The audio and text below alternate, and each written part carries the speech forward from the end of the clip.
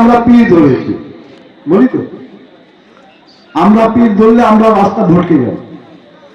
পীর যদি তোমাকে কোনদিন ধরে তাহলে তুমি রাস্তা কোনদিন ভটকাতে পারো না।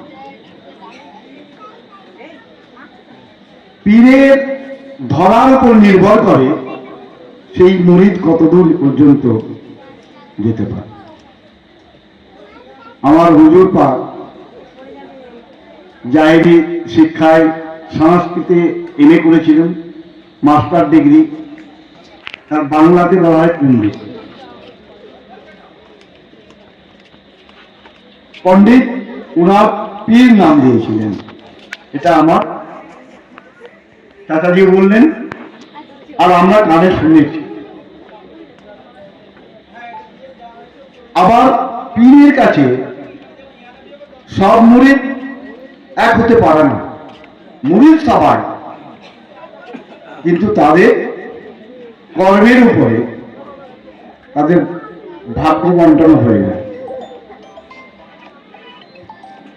তাদের শিক্ষা একমাত্র পীরকে সন্তুষ্ট করে তারা অর্জন করেছেন, জোর জবরদস্তি হয় না এই শিক্ষা।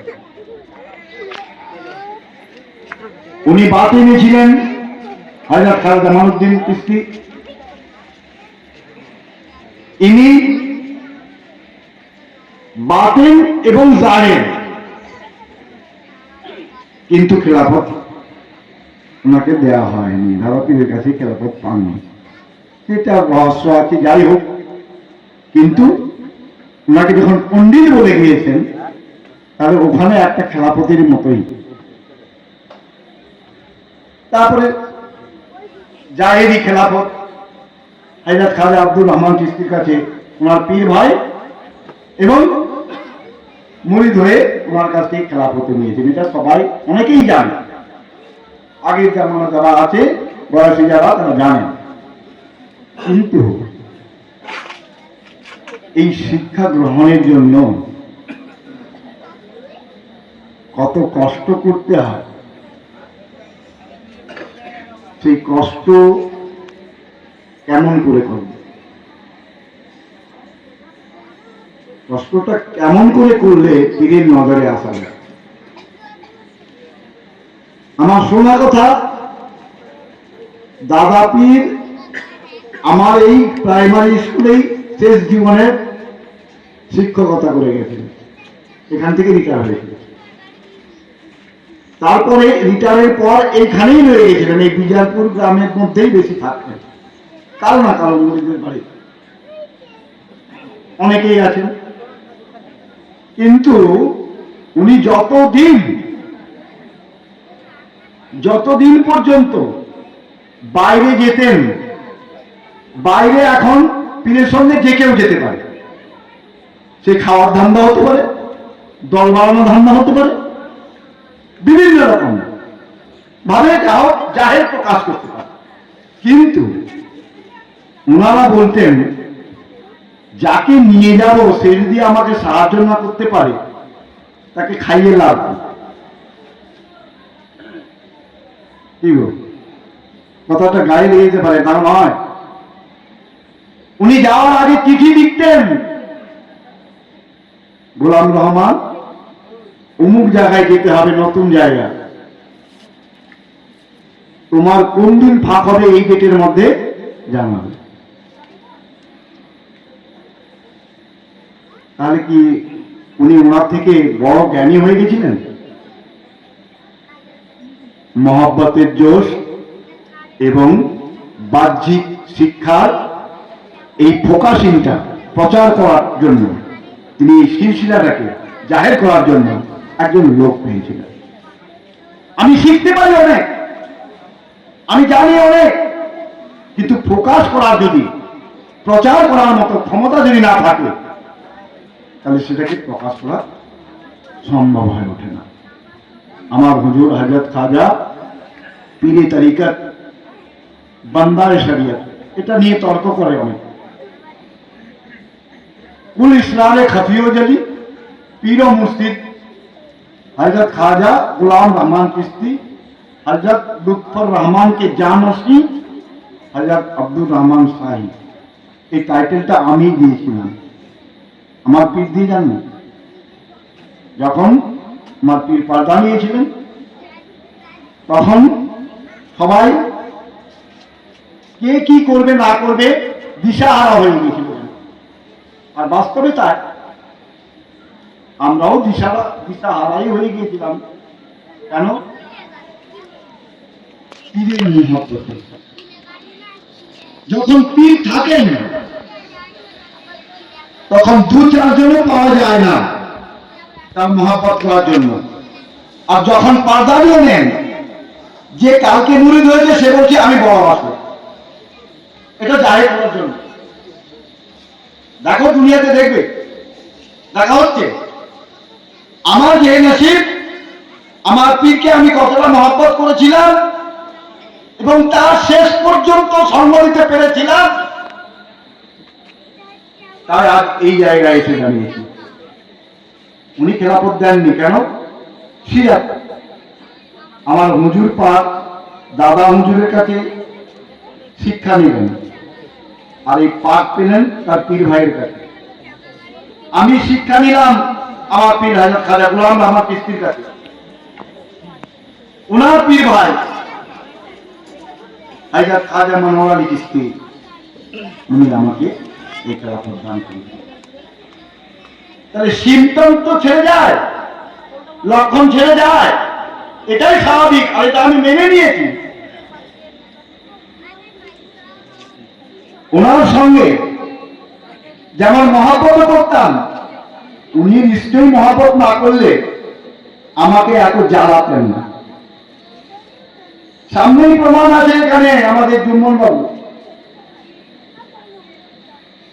পীরের বাপের ইশারে শহরের কাজ হচ্ছে, অত মুরিদ গেছে মজলিসে, অত ভার, আমার 3 মিনিট দেরি হয়েছে, 3-4 মিনিট দেরি হলো নামাজে যাওয়ার সময়। আমি চেষ্টা করেছিলাম, আমি একটা কাজে ছিলাম, আমার মোটরসাইকেল লিক হয়ে যায়, আমি সেখানে সারাতে গিয়ে আমি 1 ঘন্টা আগে আসার কথা, আসতে পারিনি। তো সেই মসজিদ থেকে আমাকে তুলে দিয়েছিলেন।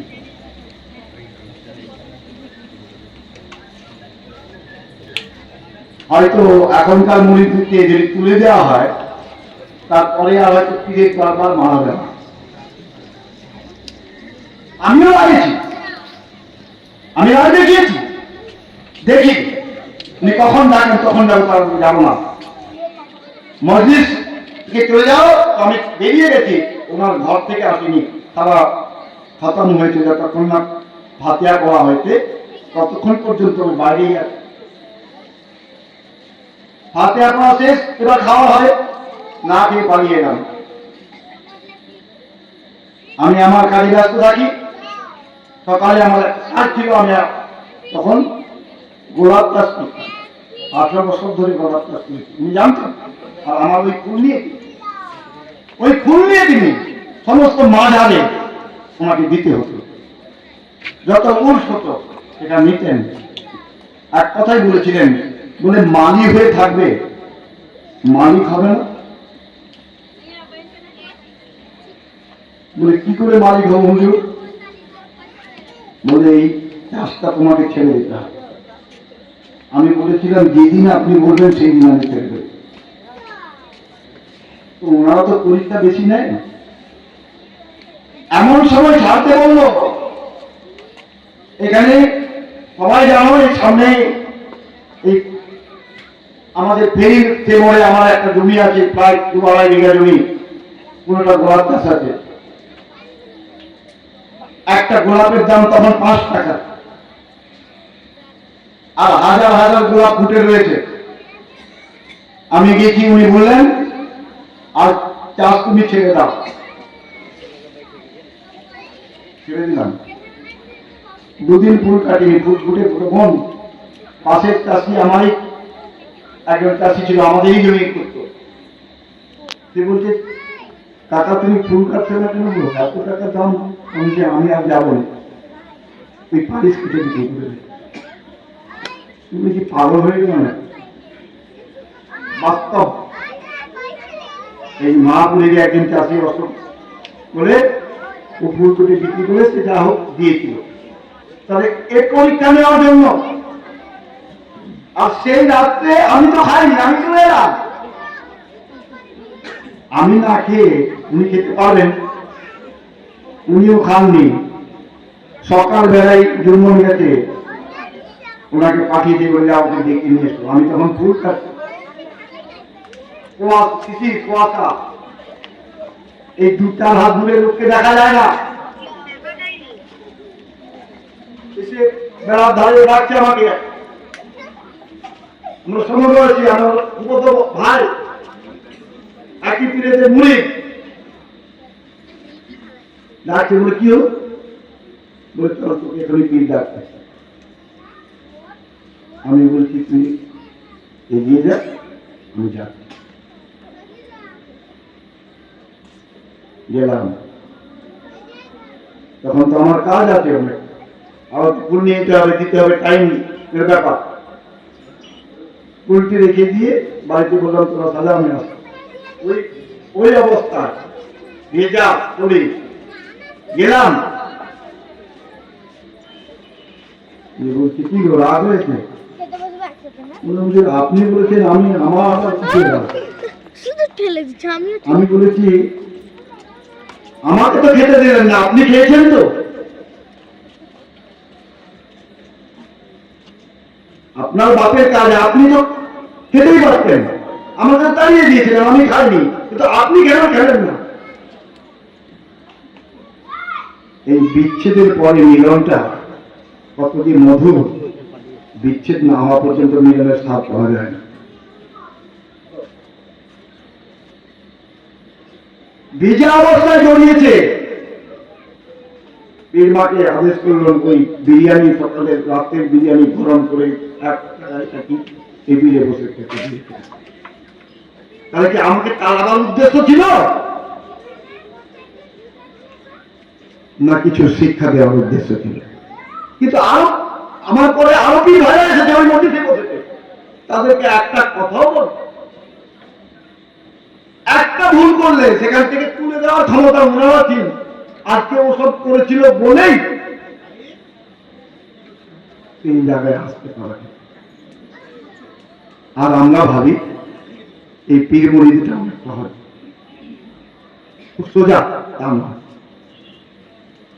পীরের চোখে আসাটা যেমন দুনিয়াবি মাস্টার আর ছাত্রের মধ্যে যারা প্রথম বেঞ্চিতে বসে না, তারা মাস্টারের চোখে যারা থাকে তাদের শিক্ষাকে কোনদিন তারা ফেল করবে না,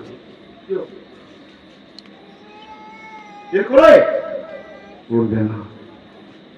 আর এরকমই এখন অনেক রকম হবে, অনেক কথা হবে। যারা আমার হুজুর ছিলেন ওই পাড়ায়, ওই মিথ্যা পাড়ায় একটা মুরিদ থাকে না,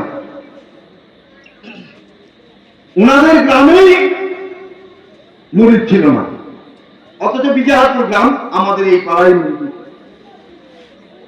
কেন? তখন তাকে ভালোবাসত না। আমার দাদাবি এত যাকে আমরা বার বলছি, সেই ময়নান শরীফে ওনার ডাক নাম দিয়ে দিয়েছিল পাঁচুমিয়া। ভুল বলছি? সমস্ত কৃতিশালীর কথা বলা হতো, ওনারা কোনদিন টু শব্দ করতেন না, কাউকে বলতেন না, অথচ উঠে ওরাই আগে খেত। এগুলোর মধ্যে শিক্ষা আছে, এগুলোর মধ্যে রহস্য আছে। আর এখন গদগদ প্রেমে গদগদ, আহা কি বিরাট জ্ঞানী ছিল, আমরা চিনতে পারতাম না। বলে এখন আফসোস করে লাভতে কি হবে? কি হবে বলো? ভস্তে ঘি দেবে, গিয়ে মর্যাদা পাবে।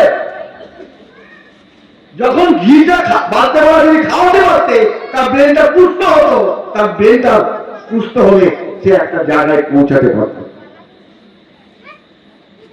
আমরা তো তাই দেখছি, আজকে তুমি দেখো,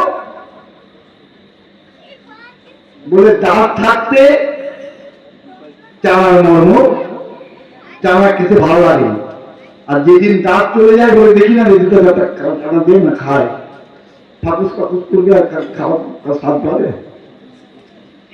এই পীর যখন থাকে, ওনাকে যেমন বলেছিলেন আমার পীর আমাকে কয়েক খানা চিঠি এখনো আমার কাছে, ওনার হাতের লেখা এখন পড়ে যাবে। সেই আমার আব্দুল মোহাম্মদ ছেলে, বড় যে ছেলেটা, তার হাত দিয়ে পাঠিয়ে যেতে হবে। তো তিনিও বলতেন, বাবু ওই ধুলি মালাগুলাকে নিয়ে যে কি লাভ হতো, যদি একটা পড়তে পারবে না, একটা বলতে পারবে না, সেই ধুলি মালাগুলোকে সঙ্গে নিয়ে গেলে লাভটাই কি?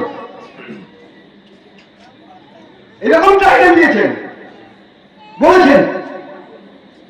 এগুলো পীরের কথা নয়, এর মধ্যে কোনো শিক্ষা নেই। আর তারা বলে বড় বাবু আমরা, জোর করে কি বড় বাবু হওয়া যায়? বড় বাবু হতে গেলে তার সে ফাতে ভরে দিবে নিশ্চয়ই। তাহলে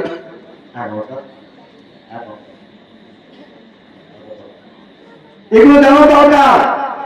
তাহলে পীরের উনি যখন ওই যেতেন, তো উনারও আর লাস্ট পর্যন্ত যখন সারা পাওয়া গেল, তিনি আজানের টাইম এগিয়ে এলো,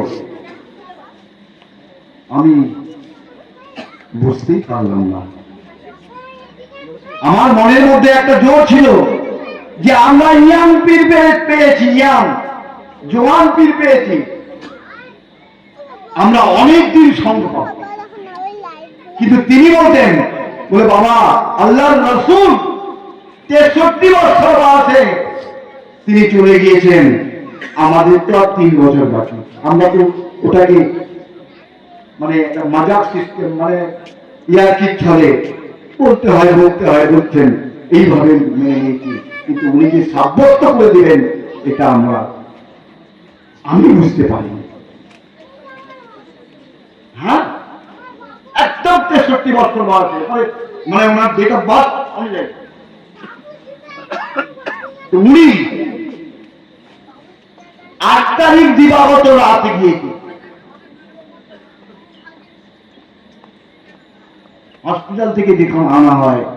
উনাদের শিক্ষা, আমি বলেছিলাম আমি একটু তর্ক করতাম বেশি, আর পীরের কাছে তর্ক না করলে কিছু পাওয়া যাবে না। তর্কের তো সীমাও থাকে, সেই সীমা দেখেই আমি তর্ক করেছি।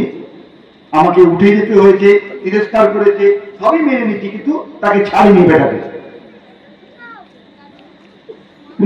আপনারাই বলেন, যদি আসে মাসুকের রহস্য, যদি মাসুকের আশেকের কাছে যদি আশেক থাকে, মাসুক সেখান থেকে দিতে পারে না। যখন ওনাকে নিয়ে গেলাম ওই হসপিটালে কলকাতা, ডাক্তার সবাইকে বলে দিল, আমরা 5 জন ছিলাম, বলে দিল যে তোমাদের ব্যাগ অ্যান্ড ব্যাগেজ গুটিয়ে নাও, তোমাদের রোগীর অবস্থা ভালো নয়। সেলাইন দিচ্ছে, সেলাইন টানছে না, হার্টবিট লো হয়ে যাচ্ছে, নেমে যাচ্ছে। সবাই তো তখনই কান্না শুরু করে দিল, কারণ আমার বড় ছেলেও ছিল। আমি তাদেরকে বলে দিলাম, তোমরা কাঁদবে, ব্যাগ অ্যান্ড ব্যাগেজ গুটাবে, তোমরা ওইদিকে চলে যাও, আমাকে এখানে ছেড়ে দাও। আজ হয় প্রমাণ করব যে ওনারা যে কথাগুলো বলেছেন সত্য মিথ্যা, হয় আজ আমি দাখিল হব, নচেত এখান থেকে অনেক দূরে খারিজ হয়ে চলে যাবে। চ্যালেঞ্জ দিয়েছিলাম আমি, আছে তারা আছে সামনে, এখনো আছে সবাই জানে। তো ওনার রুম মুখামুখি, ওখানে তো রয়েছে, ভেন্টিলেশন ছিল, ঘেরা আছে, কিন্তু তবু সোজাসুজি বসেছি। দেখি ওনারা সত্যি বলেছেন কি মিথ্যা বলেছেন। সেই কৌশলটা দেখিয়েছিল, সেই কৌশল নিয়ে বসলাম। 12:45 দিকে আবার ঘুরে ডাক্তারের ফোন আসছে, তোমাদের রোগী এখন স্টেবল, তোমরা দেখা করতে পারো। তার আগে আমি একটা চোখের জল ফেলি, সেই ফোনটা পেয়ে ছুটে কোনো সিকিউরিটিকে মানিনি, সোজা যে ওনার পায়ে তলা করেছিলাম যে আপনি যা বলেছেন সব ঠিক কথাই বলেছেন।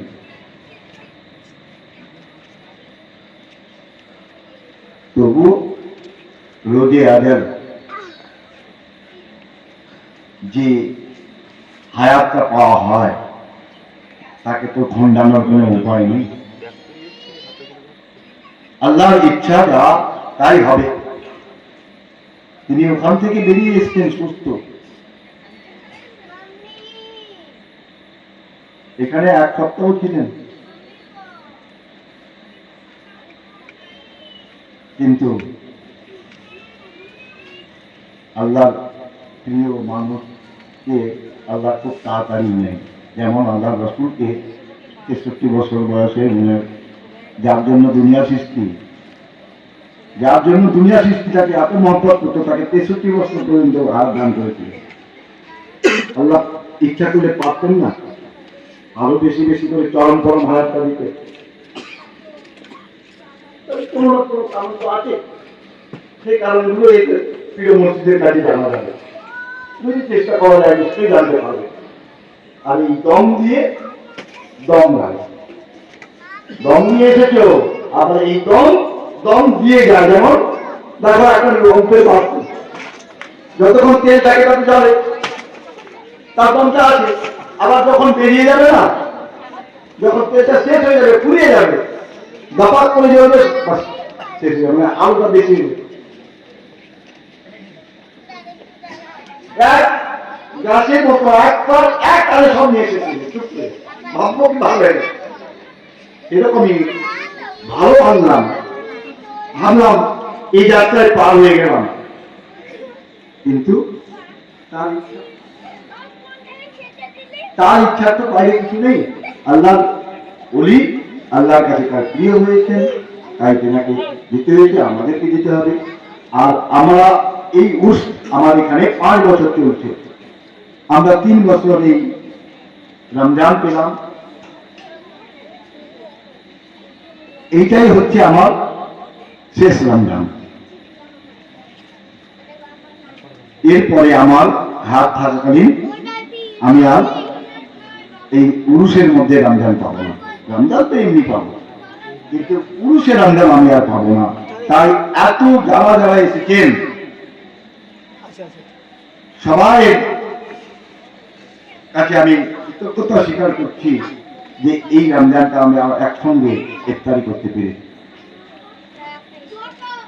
আর হয়তো জীবনে পাওয়া যাবে না।